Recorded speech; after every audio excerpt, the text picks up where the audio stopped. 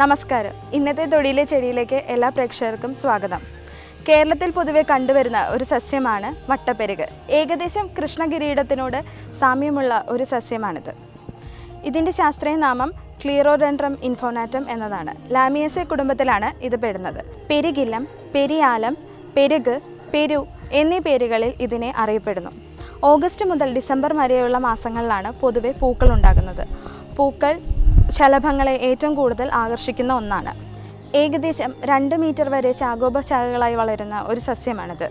ശിഖരങ്ങൾക്ക് ചതുരാകൃതിയാണുള്ളത്. ഇതിൻ്റെ ഇലകൾ ഹൃദയാകൃതിയിലാണ് കാണപ്പെടുന്നത്.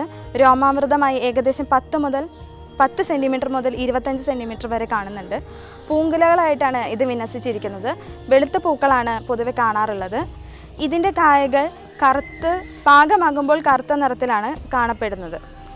ഇതിൻ്റെ നീരും തൊലിയുമാണ് ഔഷധയോഗ്യമായിട്ട് ഉപയോഗിക്കുന്നത്. ഇതിൻ്റെ കൂടുതൽ ഔഷധ ഗുണങ്ങളെക്കുറിച്ച് ഡോക്ടർ CM ശ്രീകൃഷ്ണൻ നിങ്ങളോട് വിശദീകരിക്കുന്നതാണ്.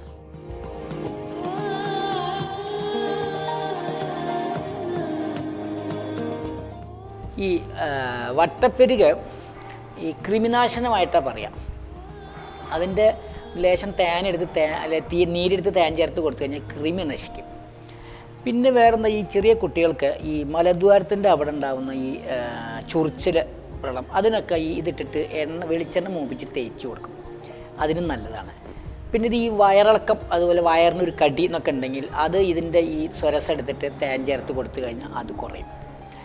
പിന്നെ ഈ വട്ടപ്പെരുകിൻ്റെ ഈ ഗൊണോറിയ രോഗത്തിലൊക്കെ ഈ വട്ടപ്പെരുക് നല്ല എഫക്റ്റാണ്. അതിൻ്റെ ഈ സ്വരസം എടുത്തിട്ട് തേക്കാനും, അല്ലെങ്കിൽ ഇതിൻ്റെ ഇല ഈ കലക്കമാക്കിയിട്ട് വെളിച്ചെണ്ണയിൽ ചാലിച്ച് തേക്കാൻ കൊടുക്കും. അപ്പോൾ ഈ ഗൊണോറിയ എന്ന ഈ ഉഷ്ണപ്പുണ്ണൊക്കെ വളരെയധികം പെട്ടെന്ന് ശമിക്കുന്നതാണ്.